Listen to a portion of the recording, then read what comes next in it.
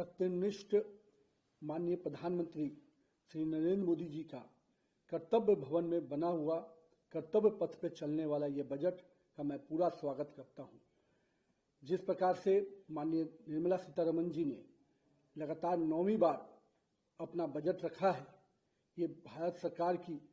Policy sustainability और good governance का प्रतीक है। माननीय प्रधानमंत्री जी का जो विश्वास जनता के बीच में है, उसको ये बजट पूरी तरह से दर्शाता है। हम लोगों ने देखा कि किस प्रकार से माननीय प्रधानमंत्री जी का सबका साथ सबके विकास के जो मूल मंत्र हैं, वो इस बजट के पूरे विस्तार में दिखता है। साथ ही साथ विकसित भारत 2047 के बनाने का जो सपना माननीय प्रधानमंत्री जी ने देखा है, उसके लिए भी ये संकल्प से सिद्धि वाला बजट है। इस बजट में जहां भारत के वैश्विक अस्थिरता के बावजूद भारत का जो ग्रोथ रेट है, जो 7% लगातार बढ़ रहा है, ये दिखा रहा है कि किस प्रकार से हमने अपने जीडीपी को लगातार मजबूत किया है और साथ ही साथ इन्फ्लेशन को भी अपने कंट्रोल में रखा है। ये इस दिशा में दिखाता है कि हमारे बजट में किस प्रकार से डेप्थनेस है, सबको लेके चलने का हमारा जो विश्वास है और सभी इंफ्रास्ट्रक्चर प्रोजेक्ट को मजबूत करने का जो हमारा विश्वास है, उस पर यह बजट काफी आगे दिख रहा है। युवा शक्ति को मैं मान सकता हूं कि युवा शक्ति ड्रिवन बजट है। इस बजट में जहां इंफ्रास्ट्रक्चर के ग्रोथ के पूरी तरह से मैन्युफैक्चरिंग यूनिट को आगे बढ़ाने का प्रयास किया गया है, इस बजट के में नए रोजगार के सृजन के अवसर को उत्पन्न किया गया है। मैं मानता हूं कि जिस प्रकार से सेमीकंडक्टर, इलेक्ट्रॉनिक्स, स्पोर्ट्स, बायोफार्मा, ऐसे कई अन्य क्षेत्रों को जिस प्रकार से सरकार का इंसेंटिव मिल रहा है, कहीं 40,000 करोड़ का सेमीकंडक्टर्स के क्षेत्र में, 10,000 करोड़ का बायोफार्मा में जो सपोर्ट सिस्टम खड़ा हुआ है, ये सपोर्ट सिस्टम स्पष्ट रूप से सरकार की इस मंशा को दोहराता है कि हम नए रोजगार के सृजन की दिशा में आगे बढ़ रहे हैं। साथ ही साथ इस बजट ने महात्मा गांधी के ग्राम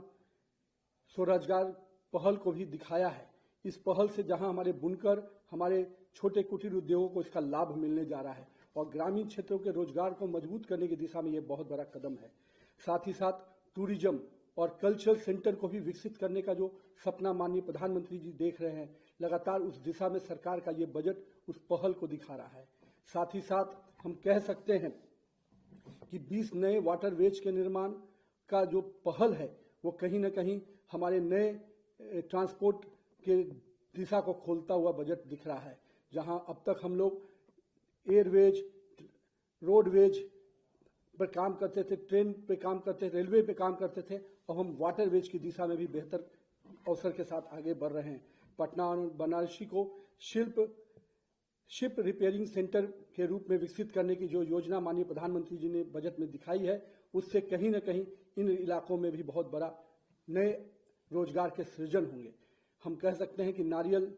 के उद्योग को और जिस प्रकार से मछली पालन को बहुत बड़ी प्राथमिकता देना इस सरकार की स्पष्ट मंशा को दिखाता है कि हम हर वर्ग को, हर क्षेत्र को लेकर आगे बढ़ने की दिशा में आगे बढ़ रहे हैं। मैं माननीय प्रधानमंत्री जी को और निर्मला सीतारमण जी को इस चीज के लिए भी बधाई देता हूं कि जहां आपने ट्रांसपोर्ट सेक्टर्स को पूरे